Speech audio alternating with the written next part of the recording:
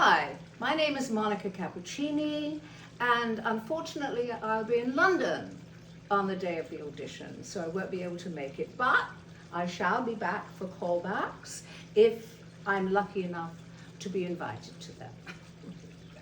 So I'm going to do a little piece by Alan Bennett, and it was written specifically, especially for Maggie Smith. It's called Bed Among the Lentils, and because of the circumstances, I hope I can do it justice. Okay. If you think squash is a competitive activity, try flower arrangement.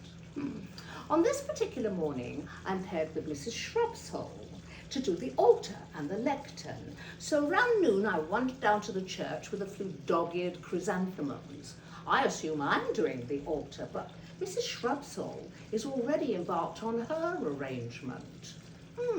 I say, I thought I was doing the altar. Oh no, she says, you're doing the lectern. Why, do you have a preference?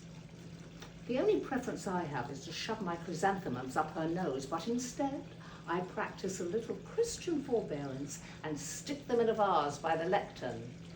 So anyway, I go over and see if Mrs. Frobisher's got some greenery begging, but she's doing this Japanese number, you know, a test tube filled with gravel in which she's throttling a lone carnation.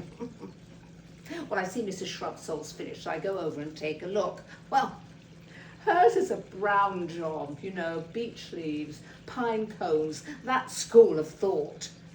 It's called Forest Murmurs, she says. Oh, of course, Daisy is speechless with admiration, but when I point out it might look better without all those bits and pieces, she says, what bits and pieces? I said, well, you know, all those brown bits, those pine cones and corn cobs and whatnot. And what's that conquerinade of? The whole arrangement pivots on that, she says. Pivots, I say. Mrs. Shrubsole, this is the altar of St. Michael and All Saints. It is not Wind in the Willows.